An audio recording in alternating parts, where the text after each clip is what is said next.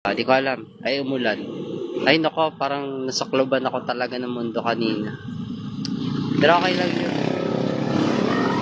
Alam ko, meron talagang darating yan. Maghintay ka lamang, sabi nga, di ba? Kung hindi ngayon ang panahon para sa iyo, huwag mainip. Wala akong headphone kaya di ko masyado makita, guys. Huwag mainip dahil ganyan ang buhay sa mundo. Huwag mawawala ng pag-asa, darating din ang ligaya. Ang isipin mo may bukas pa na mayroong saya. Kabigo ay hindi hadlang upang tumakas ka. Huwag kang iiwas pag nabibigo, dapat ay lumaban ka. Ang kailangan mo, tibay ng loob kung mayroong pagsubok man.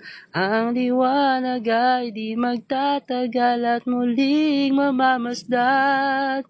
Ikot ng mundo ay hindi laging bighati at kasawian. Ang pangarap mo ay makakamtan, basta't maghintay ka lamang. Diba? Ganun yun. Ang tagal na, ilang taon na ako naghihintay.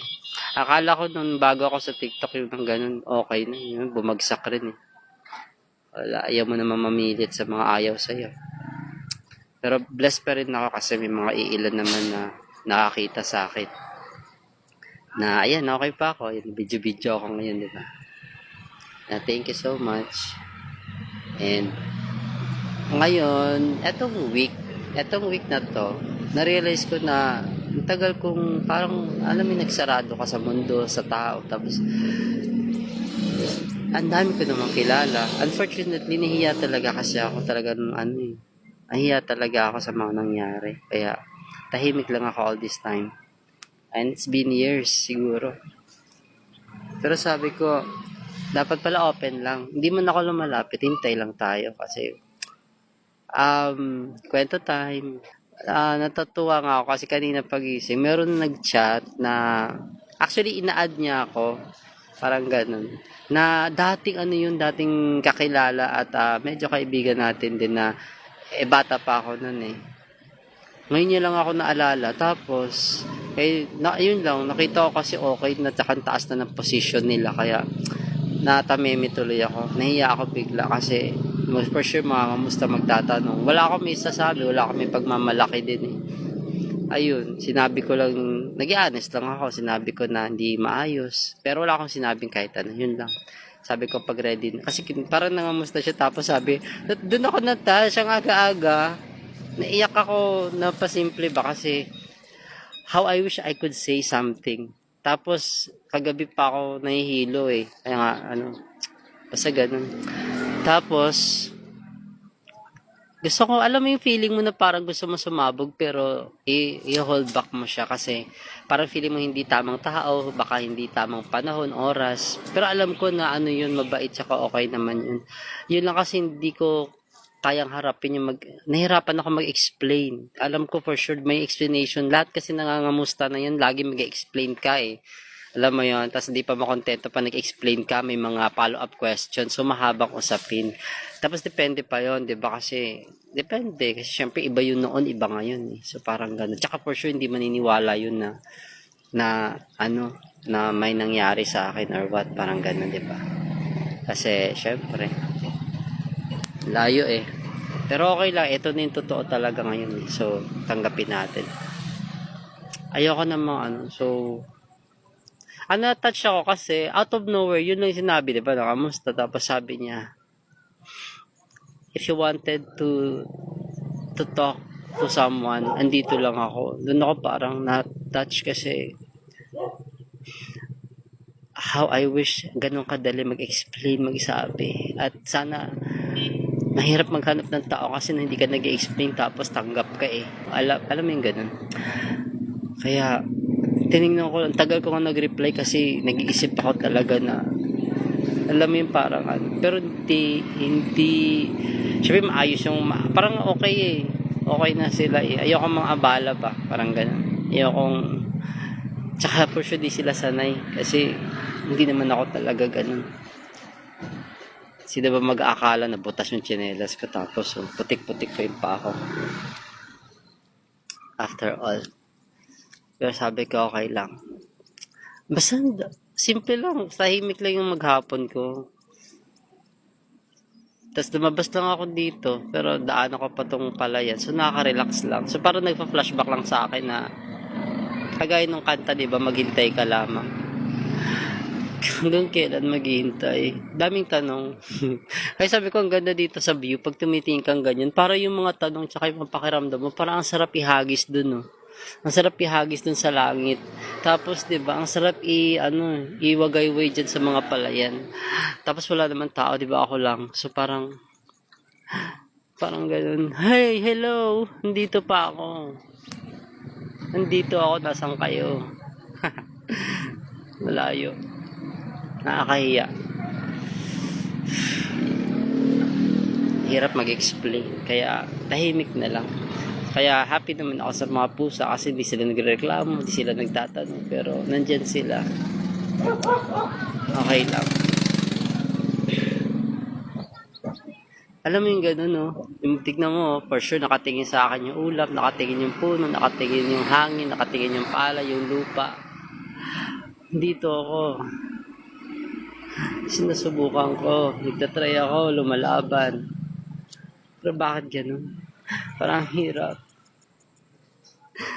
Alam mo yung parang kagaya ng lupang yan. Parang ang dali tignan lumakad, di ba? Pero yung lupa, tignan mo, hindi bantay. Maputik, basa. Nakakatakot. Pagdating sa dulo, walang tao. Hindi mo alam kung ano naghihintay sa'yo. Yayakapin ka ba o itataboy ka? Pero halos lahat tinaboy ka, di ba? Halos lahat hindi ka marinig, walang makapansin. Anong gagawin mo? Siyempre, upo ka na lang dito, titingin ka dyan sa lawak ng palay na yun. Tapos yun lang, hayaan mo yung hangin, naliparin lahat-lahat. Sana lumayo. Yung bigat, sana gumaang sa hangin. Dalhin mo dun sa bundok. Tapon natin sa bundok. Higupin ng ulap. Hanggang pumunta sa outer space.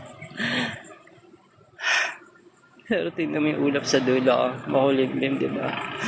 Ganyan yan. Nakala mo okay yan, pero mamaya uulan yan. Babagsak na naman ulit.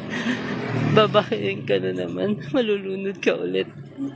Lalanguyin mo ulit, tapos hindi mo alam kung makikita mo pa ba yung daang yan. Kung alam mo yung daan, walang tao. Walang nakakakita, walang nakakarinig. Hindi na kagaya ng dati. Hindi na, wala na.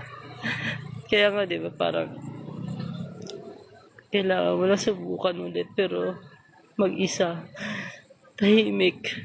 Kaya, yung daan na yan, kung sino masalubong mo, batiin mo, give a smile to them. Kung tatanungin ka nila, makikipagkaibigan, iyakapin nila nakaraan mo o kahit ikaw ngayon.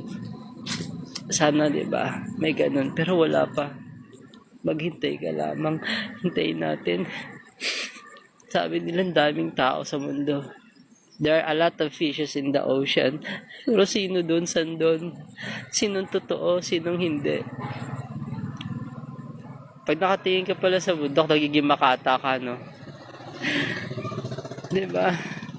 At lahat naman ng tao ganun, may dinadala, tsaka halos natatakot din naman magpakita ng kahinaan, tsaka ng pinagdadaanan. Minsan kasi parang hindi maiwasan, di ba? Minsan nakikita na nila pero deadma. Bakit? Kasi wala kang halaga, wala kang value. Bakit? Kasi wala kang pera, wala lahat eh. Tsinelas mo butas. Okay lang yan. Dito lang ako sa tabi. Sa tabi, literal talaga. Ayan, sa tabi.